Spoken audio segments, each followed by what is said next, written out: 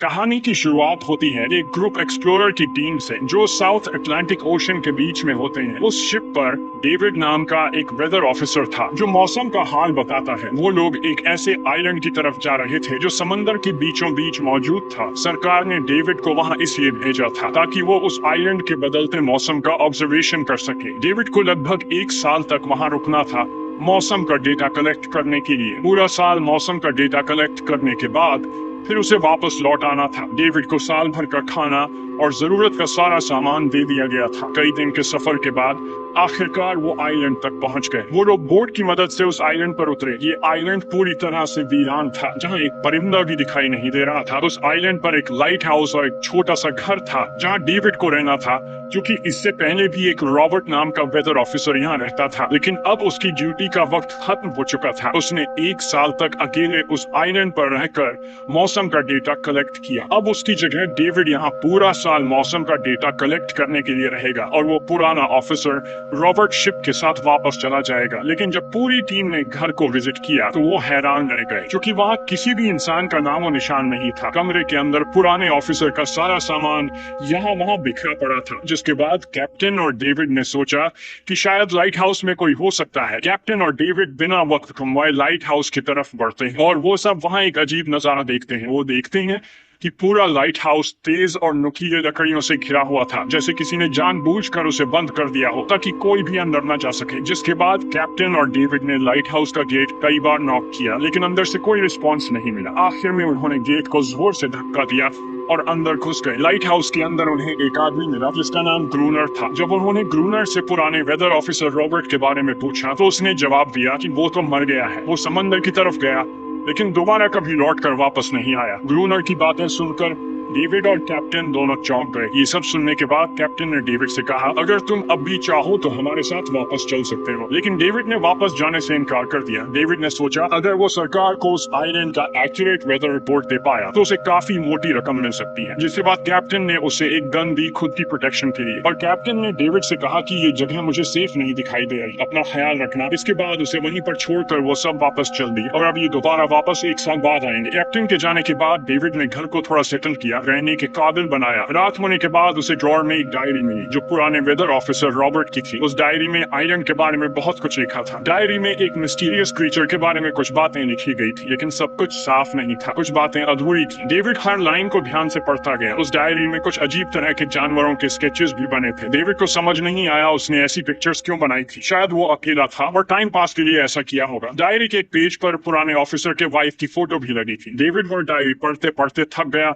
और धीरे धीरे उसकी आंख लग गई। अगली सुबह डेविड ने मौसम का डेटा कलेक्ट करना शुरू कर दिया, लेकिन समंदर के पास पहुंचते ही उसके कदम रुक गए। उसने देखा कि चट्टानों के बीच कुछ पत्थर अजीब तरीके से सजाए गए हैं और उनके बीच शेल्स रखे थे अजीब से पैटर्न में। डेविड ने सोचा शायद ये सब ग्रूनर ने किया है। वो ये सोचकर दोबारा अपने काम में लग गया। काम के दौरान जब उसने दूरबीन से लाइट हाउस की तरफ देखा तो उसे ग्रूनर के साथ एक और इंसान भी दिखाई दिया, लेकिन पलक झपकते ही वो गायब हो गया। डेविड ने दोबारा उसे देखने की कोशिश की, लेकिन फिर उसे लगा कि ये उसका वहम है। रात को डेविड अपने काम में बिजी था, तभी दरवाजे पर नॉक हुआ। उसे लगा कि शायद ये ग्रूनर है। डेविड ने उसका नाम पुकारा, लेकिन कोई जवाब नहीं मिला। हाथ में लैंप लेकर जैसे ही डेविड दरवाजे की तरफ बढ़ा तो उसके कानों में कुछ अजीब सी आवाजें गूंजने लगी जो किसी इंसान की बिल्कुल भी नहीं थी। और फिर उसने देखा गेट के नीचे से किसी अजीबोगरीब क्रीचर का हाथ अंदर आने की कोशिश कर रहा है। वो इंसान का हाथ बिल्कुल भी नहीं था। ये देखकर डेविड के पांव तले जमीन ही खिसक गई। वो तुरंत बेसमेंट की तरफ भागा और वहां जाकर छुप गया। कुछ ही देर में वो मिस्टीरियस क्रीचर घर के अंदर घुस चुकी थी। वो छुप छुप कर डेविड को ढूंढ रही थी और डेविड बेसमेंट के एक छोटे से दरार से उसे देखने लगा। डेविड की हलचल से उस क्रीचर ने डेविड को देख लिया, जिसके बाद वो क्रीचर डेविड को मारने के लिए तेजी से उसकी तरफ भागा और दरार से उसे पकड़ने की कोशिश करने लगा। तो डेविड ने खुद को बचाने के लिए फौरन चाकू उठाकर उसकी आंख में दे मारा। वो क्रीचर चीख के भाग गई, लेकिन वो कभी भी वापस आ सकती थी। और डेविड के दिमाग में ये बात कंफर्म हो गई कि जो डायरी में क्रीचर के बारे में बात लिखी थी वह सच है। डर के मारे वो पूरी रात सो न सका। अगली सुबह जब डेविड घर से बाहर गया तो उसने रेत पर कुछ पैरों के निशान देखे जो किसी इंसान के बिल्कुल भी नहीं थे। वो निशान सीधे समंदर की तरफ जाकर खत्म हो गए थे। अब डेविड को सब समझ आ गया था कि क्यों ग्रूनर ने लाइट हाउस के चारों ओर नुकीली लकड़ियां लगाई हैं। अब डेविड जान गया कि अगर मैं इस घर में रहूंगा तो वो क्रीचर मुझे कभी भी मार सकता सकते हैं। डर के मारे डेविड लाइट हाउस की तरफ दौड़ता है और ग्रूनर को चिल्लाकर कहता है, गेट खोलो, मुझे अंदर आना है। लेकिन ग्रूनर उसे अंदर नहीं आने देता और कहता है, तुझे शिप के साथ लौट जाना चाहिए था। डेविड निराश होकर वापस लौटता है क्योंकि ग्रूनर उसे लाइट हाउस के करीब भी नहीं देखना चाहता था। वो उसके ऊपर पानी गिराकर उसे दूर जाने को कहता है। अब उसे खुद ही कुछ करना होगा। उसने घर की हर एक विंडो को लकड़ी से बंद कर दिया, चारों तरफ नुकीली लकड़ियों से घेरा बनाया और गेट के बाहर पुराने कागज और किताबें रखी। फिर उन पर तेल छिड़क दिया ताकि अगर वो क्रीचर वापस आए तो उसे आग से डराकर भगाया जा सके। लेकिन एक बात थी जो डेविड अब तक नहीं जानता था, पर यह बात उसे आज रात पता चलने वाली थी। खुशकिस्मती से उसे घर के अंदर एक पुराना बॉक्स मिला। उस बॉक्स में एक गन थी और बहुत सारी बुलेट्स। ये देखकर उसे जिंदा रहने की थोड़ी सी उम्मीद मिली। जैसे जैसे सूरज ढलने लगा, डेविड के दिल में डर बढ़ने लगा। कुछ ही देर में चारों तरफ रात का अंधेरा छा गया। डेविड गन हाथ में लिए घर के एक कोने में चुपचाप बैठा था। उसकी दिल की धड़कनें तेज थीं। तभी एक अजीब आवाज सुनाई दी और जब डेविड ने खिड़की से छुपकर समंदर की तरफ देखा तो जैसे उसके पैरों के नीचे से जमीन ही खिसक गई। उसने देखा कि सिर्फ एक नहीं बल्कि पानी में से कई सारी वही अजीबोगरीब क्रीचर्स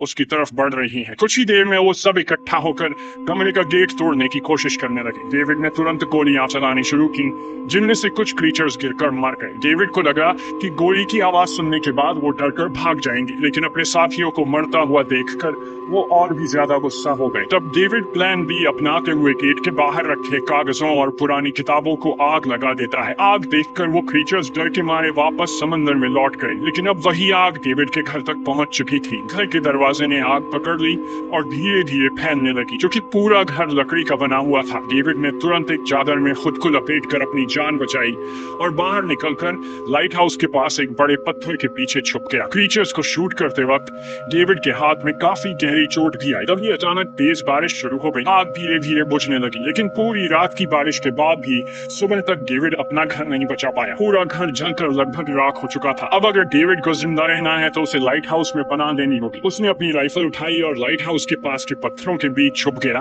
और इंतजार करने लगा कि कब ग्रूनर पानी भरने आएगा। जब ग्रूनर पानी भरने के लिए लाइट हाउस से बाहर निकला तो डेविड उसके पीछे पीछे चल दिया, लेकिन तभी अचानक एक अजीब सा क्रीचर जो ग्रूनर के पास ही था उसने डेविड पर हमला कर दिया। लेकिन किसी तरह करके डेविड ने उसे काबू कर लिया। वो क्रीचर ग्रूनर का रक्षक था। जब वह उसे शूट करने वाला था तो ग्रूनर ने तुरंत डेविड को रोका और कहा, रुक जाओ, ये मेरा पालतू है। डेविड ने गोली नहीं चलाई और मौके का फायदा उठाते हुए उसने ग्रूनर के साथ एक शर्त रखी, अगर इस क्रीचर को जिंदा रखना है तो मुझे लाइट हाउस में रहने दिया जाए, नहीं तो मैं इसे मार दूंगा। जिसके बाद ग्रूनर ने हाँ कर दी, क्योंकि डेविड के पास ढेर सारा खाना और गन पाउडर था। शाम होने से पहले दोनों बचा हुआ खाना लेकर लाइट हाउस लौट आए और वो दोनों आराम से सो गए। अगली सुबह वो क्रीचर चुपचाप डेविड का हाथ चाट रहा था। जब डेविड नींद से जागा तो उसने देखा कि इस क्रीचर के चाटने की वजह से उसका हाथ पूरी तरह से ठीक हो चुका है। ये सब देखकर डेविड हैरान हुआ। डेविड अब ग्रूनर से इस क्रीचर के बारे में और जानना चाहता था और फिर ये सब दुनिया के सामने लाना चाहता था, क्योंकि ये किसी जादू से कम नहीं था। डेविड ने सोचा, अगर इस क्रीचर का राज दुनिया के सामने हम लाते हैं तो डेविड और क्रोनर दोनों बहुत सारा पैसा और नाम कमा देंगे। लेकिन क्रोनर को ये सब नहीं चाहिए था। वो इस आइलैंड से कहीं नहीं जाना चाहता था। क्रोनर का अब इस दुनिया में कोई नहीं बचा था। उसके लिए ये आइलैंड परफेक्ट था, जहाँ वो अपने आप को एक किंग समझता था और अपनी मर्जी का मालिक। इसी वजह से उसने आइलैंड के कई हिस्सों में लिख दिया था, क्रोनर यहाँ का बादशाह है। लेकिन डेविड को ये समझ नहीं आ रहा था कि ये अजीब सी क्रीचर क्रोनर की फालतू कैसे बनी। तो क्रोनर ने बताया कि एक बार क्रोनर ने उसकी जान बचाई थी। वो गलती से उसके फिशिंग नेट में फंस गई थी। तब ये क्रीचर छोटी थी और उस दिन के बाद से वो क्रोनर के साथ ही रह गई। उसकी हर बात माननी शुरू कर दी। लेकिन क्रोनर एक सख्त इंसान था। वो इस क्रीचर के साथ बहुत बुरा बर्ताव करता था। क्रोनर हर दिन इस क्रीचर के साथ फिजिकल रिलेशन रखता था। क्रोनर ने बताया कि एक बार इस क्रीचर ने मुझ पर हमला भी किया था और उसके बदले में क्रोनर ने उसे ऐसी सजा दी जो सजा के बाद वो क्रीचर अपने आप को क्रोनर की गोदाम समझने लगी। और आप सब भी समझ गए होंगे कि हर रात वो क्रीचर समुद्र से बाहर क्यों आते हैं। वो सभी इसलिए आते हैं ताकि अपने साथी को क्रोनर से छुड़वाकर वापस ले जाए। लेकिन क्रोनर ऐसा नहीं होने देता। वो क्रीचर्स दिन के उजाले में अटैक नहीं कर सकते, क्योंकि सूरज की रोशनी उनकी स्किन जला देती है। डेविड अब यहाँ और नहीं रहना चाहता था। वो किसी तरह से आइलैंड से अपनी जान छुड़ाना चाहता था। खैर, शाम होने लगी और क्रोनर ने उससे कहा गन लेकर रेडी हो जाओ क्योंकि वो क्रीचर्स कभी भी हमला कर सकते हैं। वो लाइट हाउस की लाइट ऑन करने के लिए तैयार हो गए और कुछ ही देर में समुद्र से बड़ी संख्या में क्रीचर्स निकल कर बाहर आ गए। वो लाइट हाउस की तरफ बढ़ते जा रहे थे। क्रोनर उन पर लगातार फायर करता जा रहा था, लेकिन डेविड पूरी तरह से डर गया था। वो लाइट हाउस के अंदर की तरफ आने लगा। क्रोनर के बार बार कहने के बावजूद वो बस एक कोने में चुपचाप बैठा रहा और कुछ ही देर में डेविड बेहोश हो गया। क्रोनर पूरी रात अकेला इन क्रीचर से लड़ता रहा। अगली सुबह क्रोनर ने गुस्से में डेविड के मुंह पर पानी डालकर उसे उठाया और कहा अगर तुम्हें जिंदा रहना है तो इनकी जान लेनी होगी, नहीं तो तुम्हें लाइट हाउस से निकाल दिया जाएगा और तुम्हें मेरी हर बात माननी होगी। रोजाना पानी भरकर लाना, लाइट हाउस के छोटे बड़े काम करना और रात को मेरे साथ गार्ड ड्यूटी भी करनी होगी। अब डेविड के पास दूसरा कोई ऑप्शन नहीं था। इसी वजह से ये सब करना उसकी मजबूरी बन गया। डेविड अब क्रोनर की हर बात मानने लगा, लेकिन एक चीज थी जो उसे बिल्कुल भी पसंद नहीं आई। वो ये थी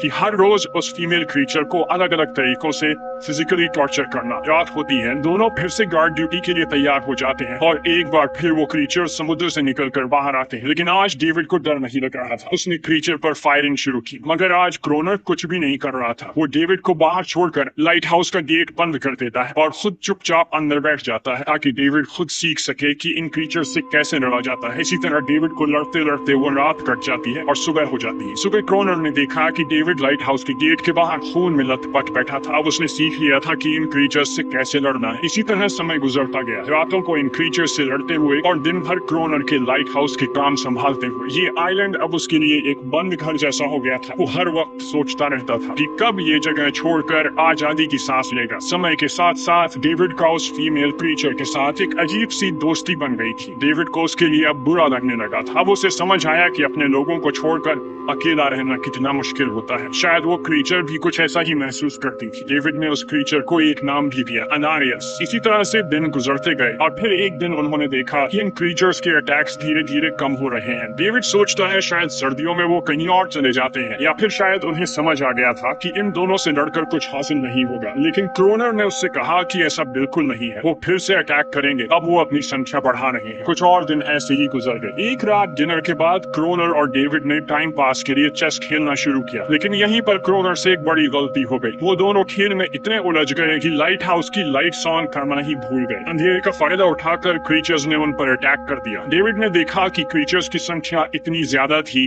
कि दो लोग मिलकर भी ज्यादा देर तक नहीं लड़ सकते थे और इस बार उनके पास कोई प्लानिंग भी नहीं थी। गन्स की बुलेट्स भी ऑलमोस्ट खत्म हो चुकी थी। इसी तरह बचते बचाते वो लाइट हाउस के टॉप तक पहुंच गए, लेकिन इस बीच क्रोनर के पैर में गहरी चोट आ गई। वो क्रीचर्स आज उन पर भारी पड़ गए थे। दोनों को लगा कि आज उनकी मौत पक्की है, लेकिन खुशकिस्मती से सुबह हो गई। जैसे ही सूरज धीरे धीरे उभरता है, वो क्रीचर्स लाइट हाउस छोड़कर समुद्र में वापस चले जाते हैं। कड़कती धूप निकलने के बाद एनेरियस क्रोनर के जख्म को ठीक करने की कोशिश करती है, लेकिन अब तक डेविड को समझ आ चुका था कि वो इन क्रीचर्स के साथ ये लड़ाई जीत नहीं सकते। बुलेट्स भी अब खत्म होने के करीब है। उनके पास खाना भी इतना नहीं है कि वो ज्यादा देर तक चल सके। लकीली अगले दिन जब डेविड लाइट हाउस के बाहर इधर उधर घूम रहा था तो उसने समुद्र में एक जहाज देखा। वो जल्दी से अंदर से फ्लेयर गन लाया और जहाज को सिग्नल देने गया, लेकिन क्रोनर ने उसे रोक दिया, जो कि वो नहीं चाहता था कि डेविड यहाँ से जाए। उसी वक्त अनारियस ने क्रोनर पर हमला कर दिया। वो डेविड को क्रोनर से बचाना चाहती थी। क्रोनर किसी को भी ये आइलैंड छोड़ने नहीं देना चाहता था। ये आइलैंड उसकी अपनी दुनिया थी, जहाँ वो एक किंग की तरह रहता था। वो डेविड को भी जाने नहीं देना चाहता था। इतने समय से अकेला रहने के बाद अब उसके पास कोई था जिससे वो बात कर सकता था, और अगर डेविड उस शिप में वापस चला गया तो वो वहाँ जाकर सबको एनेरियस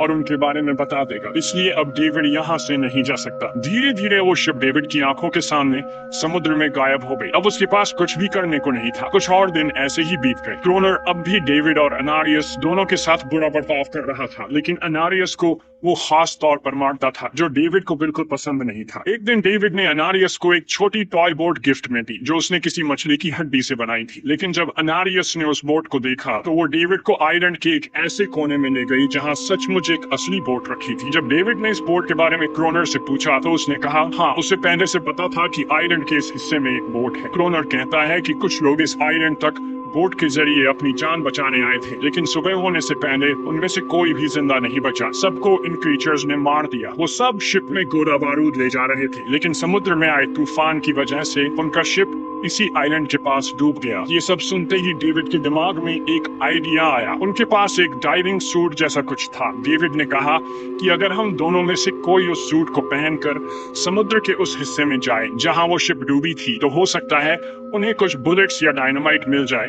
जिससे इन क्रीचर्स से लड़ना आसान हो जाए, लेकिन क्रोनर ने इस बात को मानने से इनकार कर दिया और डेविड अपनी जान को खतरे में डालकर ये काम करने को तैयार था। कुछ और दिन ऐसे ही गुजर गए। डेविड और अनारियस के बीच एक गहरा कनेक्शन बन गया। डेविड उसे पसंद करने लगा था। इन दोनों को रोमांस करते हुए ये सब क्रोनर ने चुपके से देख लिया। क्रोनर को लगा कि अनारियस उसे छिन जाएगी, इसलिए डेविड को रास्ते से हटाना पड़ेगा। अगले दिन क्रोनर खुद डेविड की बात मानने को तैयार हो जाता है। वो डेविड से कहता है, ठीक है, तुम सूट पहनकर नीचे पानी में जाओगे और वहाँ ढेर सारा RDX कलेक्ट करोगे, फिर मैं तुम्हें बोट से ऊपर की तरफ खींच लूंगा। लेकिन क्रोनर का असली इरादा कुछ और ही था। वो चाहता था कि डेविड उसकी मदद से समुद्र के नीचे रखे डायनामाइट के बॉक्सेस वापस सरफेस तक ले आए और उसके बाद उसे वहीं समंदर में अकेला छोड़ दे ताकि वो क्रिएचर्स उसे मार दें। इस तरह डायनामाइट भी उसके पास आ जाएगा और अनारियस फिर से उसकी गुलाम बन जाएगी। वो दोनों बोट में बैठकर उस जगह पहुंच गए जहां शिप पानी में डूबा था। डेविड ने डाइविंग सूट पहना और समंदर के नीचे उतर गया। नीचे जाने के बाद डेविड ने देखा कि शिप पूरी तरह तबाह हो चुकी है, लेकिन उसकी किस्मत अच्छी थी कि उसे कुछ डायनामाइट के बॉक्स मिल गए। लेकिन तभी अचानक कुछ क्रिएचर उसके सामने आ गए। क्रिएचर्स को देखते ही डेविड घबरा गया और नीचे गिर पड़ा। वो डाइविंग सूट इतना भारी था कि वह हिल भी नहीं पा रहा था और डेविड क्रोनर को ऊपर सिग्नल भी नहीं भेज पाया। क्रोनर को लगा कि शायद वह क्रिएचर्स डेविड को मार चुके हैं, लेकिन असल में वो तो सिर्फ दो छोटे बच्चे थे। डेविड ने जैसे तैसे करके अपना डाइविंग सूट वहीं छोड़ दिया और ऊपर सतह तक खुद को पहुंचाया। उन्हें वहाँ कुछ पुराने बॉक्स मिले जिनमें डायनामाइट था। इसके बाद ये दोनों काम पर लग गए। उन्होंने लाइट हाउस के आसपास 2 लेयर्स में डायनामाइट बिछा दिया ताकि जब अगला हमला हो तो वे मॉन्स्टर्स को एक ही बार में खत्म कर सके। कुछ महीने बीत गए और बर्फबारी का मौसम आया, लेकिन एक बार फिर वो क्रिएचर्स गायब हो गए। अचानक से अटैक बंद हो चुके थे, जैसे क्रिएचर्स को खबर मिल गई हो कि उनके लिए जाल बिछाया गया है, इसीलिए अब वो अटैक नहीं कर रहे थे। क्रोनर को लगा कि शायद एनारियस ने उन क्रिएचर्स को खबरदार कर दिया है, जिसकी वजह से वो एनारियस पर जुल्म करने लगा, लेकिन डेविड ने उसे रोक लिया। आखिर में दोनों ने मिलकर एक नया प्लान बनाया, लाइट हाउस का मेन गेट खुला छोड़ने का, ताकि जैसे ही वो क्रिएचर्स पास आए डायनामाइट से उन सबको उड़ा दिया जाए। डेविड ने चालाकी से काम लेते हुए एनारियस को लाइट हाउस के टॉप पर चीखने को कहा। एनारियस की आवाज सुनते ही सभी क्रिएचर्स गुस्से से भड़क उठे। क्रिएचर्स ने जब देखा कि लाइट हाउस का मेन गेट खुला हुआ है तो उन्हें लगा कि यह अच्छा मौका है एनारियस को छुड़ाने का, लेकिन असल में यह उनके लिए एक चाल थी। कुछ ही देर में वह क्रिएचर समंदर से बाहर निकलने लगे। वे सीधे मेन गेट की तरफ बढ़े और अंदर घुसते ही डेविड पर हमला कर दिया। डेविड भी हिम्मत दिखाता है और क्रिएचर से जान छुड़ा लेता है। जैसे ही वे सभी क्रिएचर लाइट हाउस के पास पहुंच जाते हैं तो क्रोनर डायनामाइट का लीवर दबा देता है, लेकिन ब्लास्ट नहीं होता। असल में डेविड ने उसका कनेक्शन खोल दिया था और क्रोनर उसे दोबारा लगाना भूल गया था। डेविड तुरंत ऊपर भागता है और डायनामाइट का वायर जोड़ना शुरू करता है। तब तक वो क्रिएचर्स लाइट हाउस पर चढ़ने की कोशिश कर रहे होते हैं, जिन्हें सिर्फ अकेला क्रोनर रोकता है। जैसे ही कनेक्शन पूरा होता है डेविड पहला लेयर उड़ा देता है, जिससे कई क्रिएचर्स ब्लास्ट में खत्म हो जाते हैं, लेकिन अभी भी काफी मॉन्स्टर्स लाइट हाउस पर हमला करने के लिए तैयार होते हैं। इस वजह से क्रोनर दूसरा लेयर भी ब्लास्ट कर देता है। दोनों उस जोरदार धमाके में बेहोश हो जाते हैं। अगली सुबह जब दोनों होश में आए तो उन्होंने देखा कि एनारियस वहाँ नहीं थी। ब्लास्ट में चारों तरफ मरे हुए क्रिएचर्स पड़े थे। क्रोनर उन सबको मार रहा था जो जख्मी हालत में जिंदा बचे थे। तभी डेविड की नजर उनमें से एक के गले में लटके एक नेकलेस पर पड़ी। उस क्रिएचर को तड़पता हुआ देखकर डेविड को उस पर तरस आ जाता है और उसे अपनी गलती का एहसास हो जाता है। जिन क्रिएचर्स को वह अब तक खूंखार समझते आए थे वो भी इंसानों की तरह थे, सिर्फ बोल नहीं सकते थे। लेकिन क्रोनर के लिए यह सब बेकार बातें थी। उस दिन के बाद वह क्रिएचर्स फिर कभी अटैक नहीं कर पाए, लेकिन हर दिन समंदर के किनारे से रोने की आवाजें आती थी। डेविड को अब तक नहीं पता था कि उन्होंने कितना बड़ा नुकसान कर दिया था, कितनी फैमिली टूट गई, कितने बच्चों ने अपने लोग खो दिए सिर्फ एक गलतफहमी की वजह से। अगले दिन डेविड ने समंदर में उन क्रिएचर्स के कुछ छोटे छोटे बच्चों को देखा, वो सब जिन्होंने अपने परिवार खो दिए थे। डेविड ने पत्थरों का एक गोल सर्कल बनाया और उसके बीच में वो छोटी टॉय बोट रख दी ताकि एनारिस उसे देखकर वापस लौट आए। डेविड ने कई घंटे इंतजार किया, लेकिन एनारिस कभी वापस नहीं आई। सुबह नींद से जागने के बाद डेविड ने देखा कि क्रोनर सो रहा है। क्रोनर के पास कुछ पुरानी चीजें रखी थी, उनमें एक पुरानी तस्वीर भी थी, और जैसे ही डेविड ने उस तस्वीर को देखा वह हैरान रह गया। वह लड़की जिसका फोटो उसने पहले दिन पुराने ऑफिसर रॉबर्ट की डायरी में देखा था, वह कोई और नहीं बल्कि क्रोनर की पत्नी थी। और फोटो में क्रोनर उसके साथ खड़ा था। असल में 1 साल पहले आए वेदर ऑफिसर रॉबर्ट मरा नहीं, बल्कि उसने अपनी पहचान बदल दी थी। यानी क्रोनर ही वेदर ऑफिसर रॉबर्ट है, बस उसने अपना नाम बदल लिया था क्योंकि अब वह कभी इस आइलैंड को छोड़ना नहीं चाहता था। ये सब देखकर डेविड ने भी यह उम्मीद छोड़ दी कि वह कभी इस आइलैंड से जा पाएगा। अगले दिन शाम को जब डेविड समंदर के किनारे गया, उसने देखा कि उस सर्कल में रखी छोटी बोट अब वहां नहीं थी, लेकिन उसी जगह पर उसने एक क्रीचर का छोटा सा बच्चा देखा जिसके हाथों में वह बोट थी। डेविड ने अपने हाथ में जलती हुई लकड़ी को उस सर्कल के बीच में फेंक दिया ताकि वह दिखा सके कि उसका इरादा लड़ने का नहीं है और उससे किसी को खतरा महसूस न हो। वह उनके साथ दोस्ती करना चाहता था। कुछ ही देर बाद समंदर की लहरों से एनारिस निकलती है और उसके पीछे पूरा क्रीचर्स का ग्रुप भी समंदर से बाहर आता है, लेकिन इस बार कोई भी डेविड पर अटैक नहीं करता क्योंकि वे भी अब शांति चाहते हैं। उनका इरादा सिर्फ एक सुरक्षित जगह पाने का था अपने बच्चों के लिए। लेकिन तभी वहां क्रोनर हाथ में बंदूक लिए पहुंच जाता है। क्रोनर को लगता है कि अगर शांति हो गई तो उसे सबसे ऊपर होने का एहसास कैसे होगा। डेविड उसे समझाने की कोशिश करता है कि ये क्रीचर्स लड़ना नहीं चाहते,